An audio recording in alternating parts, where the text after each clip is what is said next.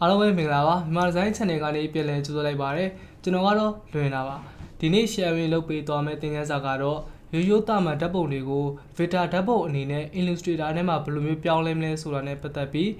ပြပြပေးသွားမှာဖြစ်ပါတယ်ဒါကြောင့်မို့ကျွန်တော်တို့ဗီဒီယိုလေးကိုဆက်ကြည့်ပေးကြပါ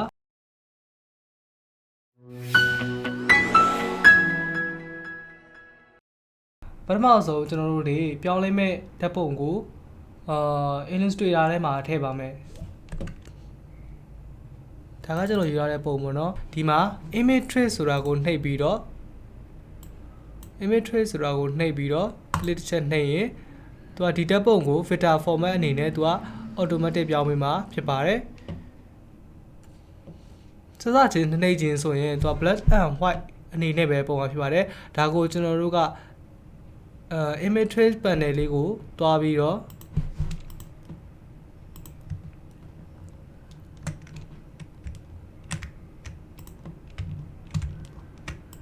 ဒါကိုကျွန်တော်တို့ image trace panel လေးကိုသွားပြီးတော့ click ချက်ပေးလိုက်ပါဒါဆိုရင်ဒီမှာကျွန်တော်တို့ဘုတ်က black and white ဖြစ်နေတာကိုတွေ့ရမှာပါဒီမှာ black and white အစား color ကိုရွေးချယ်ပေးပါ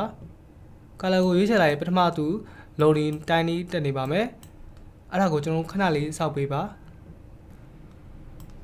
loading time ပြီးသွားတဲ့ခါကျရင်သူ့ရဲ့ဓာတ်ပုံကအရောင်ကဖြူဖြော်လေးဖြစ်နေတာကိုတွေ့ရမှာပါဒီမှာကျွန်တော်တို့အယောင်သွေးတွေကိုမူရင်းရှိတဲ့ပုံအတိုင်းဖြစ်သွားအောင်နည်းနည်း click ပေးရပါမယ်ဒီမှာ limited ရှိတဲ့နေရာမှာကျွန်တော်တို့ hue tone ကိုထားပြီးတော့ hue tone ကိုရွေးချယ်ပေးရပါမယ်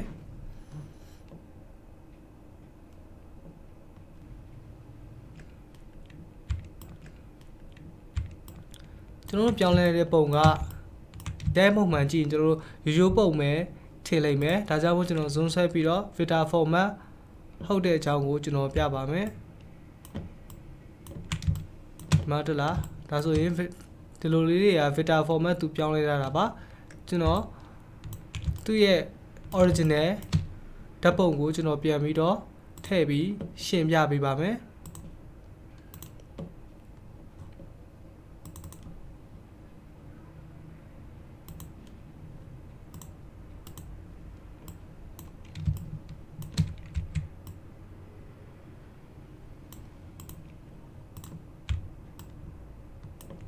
ဒါကတော့ layer ကိုကျွန်တော်ဖြောက်လိုက်တဲ့အခါမှာကျွန်တော်တို့ပြောင်းလဲလာတဲ့ vector format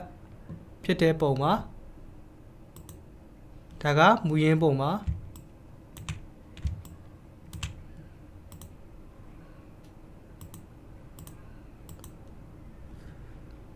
vector format ပုံကိုကျွန်တော်အဝေးကနေချဲ့ပြပါမယ်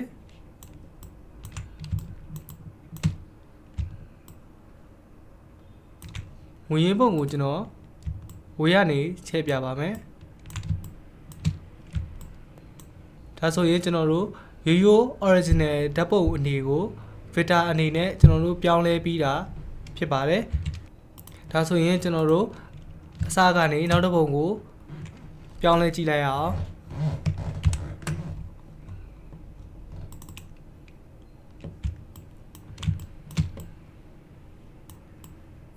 ဒါကရိုးဓာတ်ပုံပါပဲဒါကိုကျွန်တော်တို့ vector format အနေနဲ့ပြောင်းပါမယ်အရင်ဆုံး v နှိပ်ဓာတ်ပုံကို click ချက်ထားပြီး image trace နှိပ်ပေးပါပြီးရင်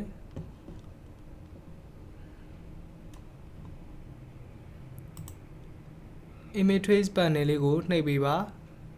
ပြီး move ပါ black and white အစား color အနေနဲ့ပြောင်းပြီးတော့တစ်ချက်လေးစောက်ပေးရပါမယ်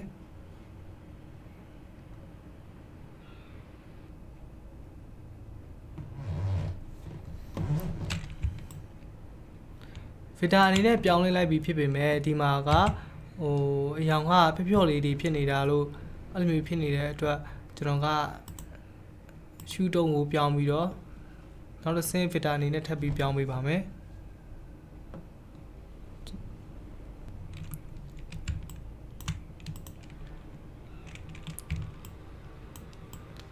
ဒါဆိုရင်ဒီပုံကကျွန်တော်တို့ vector အနေနဲ့ပြောင်းပြီးတော့ရလာတဲ့ပုံဖြစ်ပါတယ်ဒီတိုင်းတာမန်အနေနဲ့ကြည့်မယ်ဆိုရင် filter အနေနဲ့ပြောင်းလာတဲ့ပုံလို့ထင်မှာမဟုတ်ပါဘူးကျွန်တော်တို့ zoom ဆွဲပြီးတော့လေ့လာကြည့်ပါမယ်ဒါ filter အနေနဲ့ဖြစ်သွားတဲ့ပုံမှာ